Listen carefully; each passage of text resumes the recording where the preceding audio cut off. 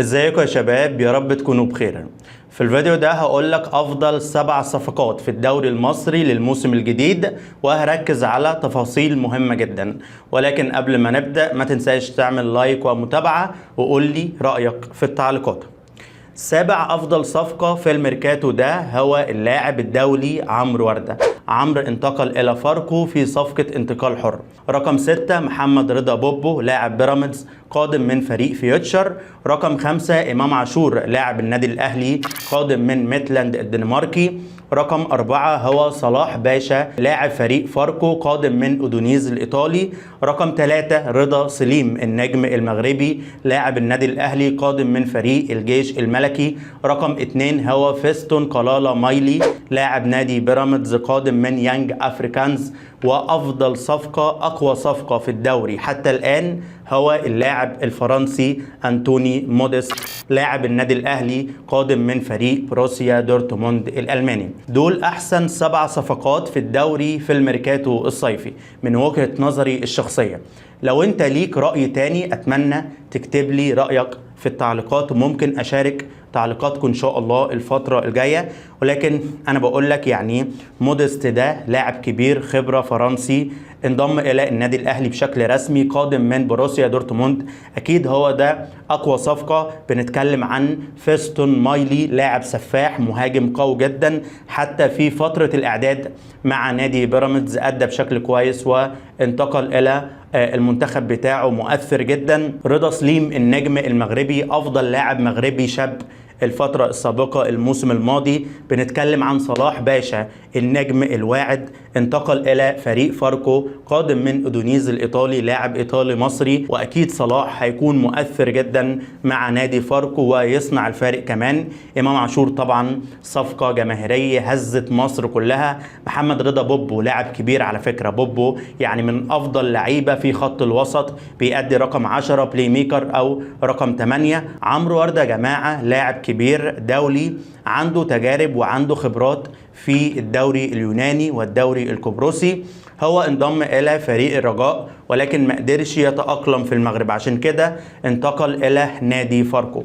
اعتقد ان عمرو عنده الموهبة وعنده الامكانيات وعنده القدرات، لو ركز بس في الملعب هيكون من أفضل اللعيبة في الدوري المصري حرفيا، لأن عمرو يعني متمرس، هو من ناشئين النادي الأهلي، لاعب دولي كان بينضم إلى منتخبنا الوطني، ولكن كلنا عارفين المشاكل اللي حصلت والأزمات. يعني أكيد إحنا على موعد مع دوري مختلف، منافسات قوية جدا شرسة، وإن شاء الله عدد الجماهير هيزيد، هيكون في لعيبة أفارقة لعيبة أجانب بجنسيات مختلفة في الدوري المصري، يعني لعيبة من الكونغو، لعيبة من فرنسا اللي هو موديست أنتوني موديست لاعب فرنسي لاعب عالمي، وكمان اللي هو صلاح باشا ده إيطالي مصري. بنتكلم عن جنسيات كتير، بنتكلم عن يعني خبرات في الدوري المصري، وإن شاء الله الفترة الجاية كمان الكرة المصرية تتطور، وأنا أتمنى ده. أتمنى أن أشوف الدوري المصري أقوى دوري أفريقي مثلا، من أقوى الدوريات العربية. عندنا الأهلي، عندنا الزمالك، عندنا بيراميدز، موجود المصري، موجود فيوتشر اف سي، الاتحاد السكندري، البنك الأهلي. بالمناسبة فريق البنك الأهلي عمل صفقات ممتازة كلهم لعيبة سوبر، يعني ضم أيمن أشرف ومدبولي وجريندو، مؤخرا تم التعاقد مع اللاعب إبراهيم حسن. فالبنك الأهلي مكون سكواد جيد. بنتكلم عن نادي فاركو وكمان يعني عندهم لعيبة ليفل 1، صلاح باشا، عمرو وردة، والمهاجم السوداني سيف تيري. افتكر الاسم ده كويس جدا، سيف تيري مهاجم سفاح متكامل وبيسجل أهداف من أنصاف الفرص. نادي المصري هو كمان بجد يعني عمل صفقات قوية جدا، تم التعاقد مع لعيبة من داخل الدوري المصري زي الشامي وباهر المحمدي، وكمان يعني عندهم لعيبة أجانب. بنتكلم عن الاتحاد السكندري وسيراميكا كليوباترا. كل الفرق دعمت وكل الفرق اتعاقدت مع لعيبة ما عدا نادي الزمالك.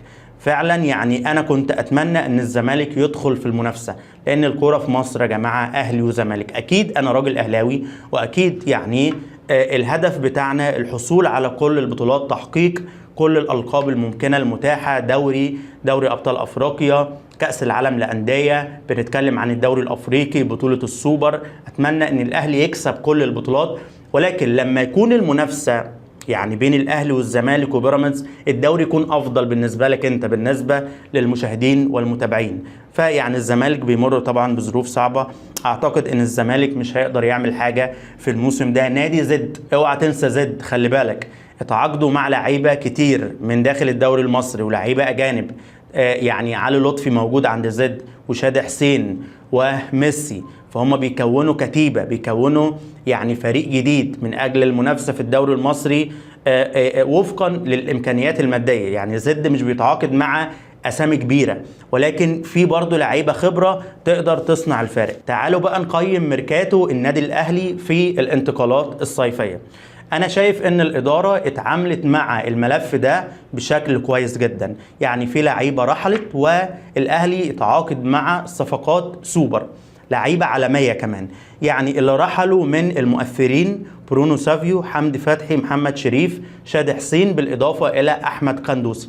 تم التعاقد مع 5 صفقات: رضا سليم، إمام عاشور، صلاح محسن، أنتوني مودست، بالإضافة إلى كريم ندفد. كريم رجع يعتبر صفقة جديدة، وصلاح محسن برضو يعتبر صفقة جديدة مع كولر مقتنع جدا بصلاح، يعني بجد، وأنا متفائل بالاقتناع ده.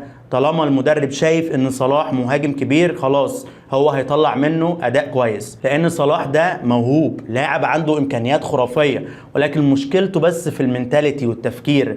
هو مش بيركز قوي في الملعب، هو مشغول في حاجات تانية، انت فاهم. لكن صلاح كان مطلوب قبل كده في ليفربول، بجد مش اي كلام يعني، لان صلاح تالنت، يعني موهبه، عنده الموهبه وعنده قدرات خرافيه. يعتبر الأهلي دعم مركز خط الوسط والجانب الهجومي، ولكن الجانب الدفاعي صراحة أنا كنت أتمنى أن الأهلي يتعاقد مع مدافع جيد كمان. تم تصعيد معتز محمد وكريم الدبيس، ولكن برضو معتز لاعب لسه مش خبرة، محتاج تجارب. كريم الدبيس هو كمان محتاج يعني واحدة واحدة كده يدخل في الأجواء، ولكن برضو كولر شايف ان كريم الدبيس افضل بديل لعلي معلول، وهو مش مقتنع خالص بمحمد شكري، رغم ان شكري المفروض باك ليفت كويس. يعني شفناه مع سيراميكا، شفناه مع سموحة من ابناء النادي الاهلي، ولكن دي قناعات فنية ما نقدرش نتكلم فيها. طالما انت بتكسب، طالما انت بتحقق بطولات والقاب، مش هتكلم معاك، مش هعرف اكلمك اصلا. خاصة ان كولر كمان هو السبب في صفقة مودست. يعني كولر كان شايف ان ادارة النادي الاهلي عندهم مشكلة في الامور المادية، ويعني المقابل المادي للصفقات، فقال لهم خلاص ده مهاجم يعتبر فري، هو حر فعلا، مهاجم هتتعاقد معاه بشكل مجاني. ومودست فعلا وقع للنادي الاهلي بشكل رسمي لمدة موسمين. الموسم الثاني هيتحدد بناء على نسبة المشاركة. يعني الأهلي يقدر يفسخ التعاقد مع مودست بعد الموسم الأول لو ما قدرش يأدي بشكل كويس مع النادي الأهلي، أو لو ما شاركش عدد كبير من الماتشات. يعني لازم يأدي ولازم يلعب ماتشات كتير عشان الأهلي يجدد له للموسم الثاني. انت فاهم ازاي؟ اكيد في بوانص ومكافآت بخصوص تسجيل اهداف وتحقيق بطولات. هداف الدوري مثلا يعني لو مودست كسب هداف الدوري لمبلغ من المال، لو سجل عدد اهداف معينه لمبلغ من المال، بطوله معينه، مكافاه، بوانص بتتحط تحفيزيه عشان اللاعب برضه يعني يجمع فلوس في الاخر. تهيألي انا قلت لك كده ملخص الميركاتو وافضل الصفقات وافضل اللعيبه، وقلت لك ان الاهلي اتعامل بشكل كويس في ملف الميركاتو ده. حمدي فتحي رحل، تم التعاقد مع امام وسط. محمد شريف رحل، صلاح محسن رجع. بنتكلم عن برونو سافيو مشي، رضا سليم موجود. فهي كلها انت فاهم بدايل، انت تمشي اتعاقد مع الافضل منك يعني. فان شاء الله بامر الله الاهلي يقدر يحقق كل البطولات المتاحه الممكنه في الميركاتو ده، واتمنى التوفيق للقلعه الحمراء. بامر الله نقدر نعمل حاجه في كاس العالم والاهلي يشرفنا. ويعني اعتقد ان التشكيل هيكون متكامل، تشكيل جيد. اتكلمنا عن التشكيل في الحلقه اللي فاتت، بكده نكون وصلنا للنهايه. ما تنساش تعمل لايك ومتابعه ومشاركه، وقول لي رايك في التعليقات كده، مين افضل صفقه من وجهه نظرك في الدوري المصري في الميركاتو ده. شكرا ليكم، السلام عليكم.